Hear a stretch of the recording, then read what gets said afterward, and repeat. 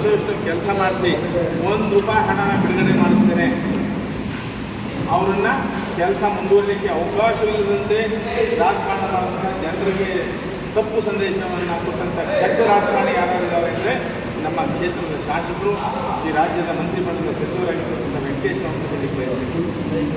ನಾನು ಶಾಸಕನಾದ ತಕ್ಷಣ ಕೇವಲ 5 ದಿನಕ್ಕೆ 1 ಕೋಟಿ 100 ಕೋಟಿ ಮಂಜೂರಾತಿ ಮಾಡಿಸಿದೆ. 100 ಕೋಟಿ ಮಂಜೂರಾತಿ ಮಾಡಿಸಿ ಕುಮಾರಣ್ಣನನ್ನು ಹಿಡಿದು ಆ ಕೆಲಸಕ್ಕೆ ಚಾಲನೆ ಕೊಟ್ಟು ನನ್ನ 5 ವರ್ಷದ ಅವಧಿಯಲ್ಲಿ 2 ವರ್ಷ ಕೊರೋನಾ, 1 ವರ್ಷ ಅತಿವೃಷ್ಟಿ ಮಳೆ ಅವೆಲ್ಲವನ್ನೂ ದಾಟಿ 95% ಕೆಲಸವನ್ನು ಪೂರ್ಣ ಮಾಡಿಸ್ಕೊಟ್ಟೆ. ನಾನು ಉದ್ಘಾಟನೆ ಮಾಡಬೇಕು ಅಂತಕ್ಕಂಥ ನಿರ್ಧಾರಕ್ಕೆ ಬಂದಾಗ ಅವ್ರ ಪಕ್ಷದ ಮುಖಂಡಗಳನ್ನ ಹಿಡಿದು ಕೋರ್ಟ್ಗೆ ಸ್ಟೇ ತರಿಸೋದು, ಅದನ್ನು ಭಾಳ ಮುಖ್ಯವಾಗಿ ಹೇಳಿ, ನಮ್ಮ ಆವತ್ತಿಯ ಮುಖಂಡಗಳ ಮುಖಾಂತರ ಸ್ಟೇ ತರಿಸೋದು ನಾನು ಮಾಡಲಿಲ್ಲ. 303 ಹಳ್ಳಿಗಳಿಗೆ ಕುಡಿಯುವ ನೀರು ಯೋಜನೆಗೆ 280 ಕೋಟಿ ಅಂದಾಜು ವೆಚ್ಚದಲ್ಲಿ ಹಣನ ಮಂಜೂರಾತಿ ಮಾಡಿಸಿ ಶಂಕುಸ್ಥಾಪನೆ ಮಾಡಿ 303 ಹಳ್ಳಿಗಳಿಗೂ ಕುಡಿಯುವ ನೀರಿನ ಯೋಜನೆಯನ್ನು ಜಾರಿಗೆ ಮಾಡಬೇಕು. ಈಗ ಒಬ್ಬ ರಾಜಕಾರಣಿ ಮತ್ತು ಬಹುಶಃ ನಾನು ಒಂದು ಪತ್ರಿಕಾಗೋಷ್ಠಿ ಬಹಳ ಒಂದು ರೀತಿ ನಾವು ನಿಜವಾದ ರಾಜಕಾರಣಿಗಳೇ ಅಲ್ಲ, ನಮ್ಮನ್ನೇನೋ ನಾಯಿ ಕಚ್ಚಿಕೊಂಡಿರ್ತಕ್ಕಂಥ ರಾಜಕಾರಣಿಗಳು ಅನ್ನೋತಕ್ಕಂಥ ಮನೋಭಾವನೆಯಿಂದ ಅವರ ನುಡಿ ನನ್ನ ಮನಸ್ಸಿಗೆ ಬಹಳ ಘಾಸಿಯಾಗಿದೆ. ನಿಮಗೆ ಎಷ್ಟು ಮಟ್ಟಿಗೆ ಘಾಸಿಯಾಗಿದೆಯೋ ಗೊತ್ತಿಲ್ಲ.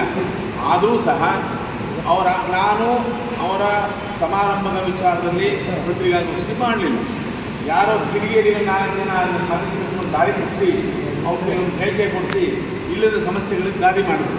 ಅದಕ್ಕೆ ನನ್ನನ್ನೇ ಗುರಿಯಾಗಿಟ್ಕೊಂಡು ಮಾಜಿ ಶಾಸಕರು, ಹಾಲಿ ಮಂತ್ರಿಗಳು ಬಹಳಷ್ಟು ಅವ್ಯಾಜ್ಯ ಪದಗಳನ್ನ ಬಳಸಿ ಮಾತನಾಡಿದ್ದಾರೆ. ಅವರ ರಾಜಕಾರಣದ ಹಿನ್ನೆಲೆ ಏನು ಅಂತಕ್ಕಂಥದ್ದನ್ನು ನಾನು ಒಬ್ಬನೇ ಹತ್ಕೊಂಡಿರೋದು ಇಡೀ ಕ್ಷೇತ್ರದಲ್ಲಿ, ಮೈಸೂರು ಜಿಲ್ಲೆಯಲ್ಲಿ, ರಾಜ್ಯದಲ್ಲಿ. ಇನ್ನು ಯಾರ ಕೈಲೂ ಅವ್ರ ರಾಜಕಾರಣದ ಹಿನ್ನೆಲೆಯನ್ನು ಅರ್ಥ ಮಾಡ್ಕೊಳ್ಳೋ ಸಾಮರ್ಥ್ಯವೂ ಇಲ್ಲ, ಶಕ್ತಿಯೂ ಇಲ್ಲ. ಇನ್ನು ಮುಂದೆ 100 ವರ್ಷ ಆದರೂ ಸಾಧ್ಯ ಆಗೋದಿಲ್ಲ ಅವ್ರನ್ನ.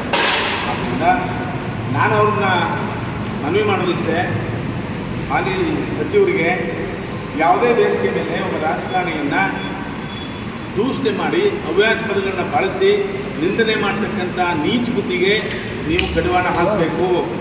ನೀವು ಕಡಿವಾಣ ಹಾಕದೇ ಇದ್ದರೆ ನನ್ನ ಶಕ್ತಿ ಇದೆ, ನಿಮಗೆ ಕಡಿವಾಣ ಹಾಕ್ತಕ್ಕಂಥ ಶಕ್ತಿ. ಆ ಶಕ್ತಿಯನ್ನು ನನಗೆ ಕೊಡೋದ್ರ ಬದಲು ನೀವೇ ನಿಮ್ಮ ಮಾನದಂಡವನ್ನು ರಾಜಕೀಯವಾಗಿ ಬೆಳೆಸ್ಕೊಂಡು ಒಬ್ಬ ರಾಜಕಾರಣಿಗೆ, ಮಾಜಿ ಶಾಸಕನಿಗೆ ಅಥವಾ ಯಾರೋ ಮಾಡಿದಂಥ ಒಂದು ಪತ್ರಿಕಾ ಹೇಳಿಕೆಗೆ ನಮ್ಮನ್ನು ಅಪಾರ್ಥವಾಗಿ ಗುರಿ ಮಾಡಿದ್ರೆ ಆ ಸ್ಥಾನಕ್ಕೆ ತಕ್ಕ ಗೌರವವನ್ನು ಕೊಟ್ಟು ಅವರು ಆ ಸ್ಥಾನಮಾನವನ್ನು ಉಳಿಸ್ಕೊಂಡು ಹೋಗೋದಕ್ಕೆ ಅಥವಾ ಜನರಲ್ಲಿ ಉತ್ತಮವಾದಂಥ ನಡವಳಿಕೆಗಳನ್ನು ತೋರಿಸೋದಕ್ಕೆ ಅವ್ರಿಗೆ ಭಗವಂತ ಶಕ್ತಿ ಕೊಡಲಿ.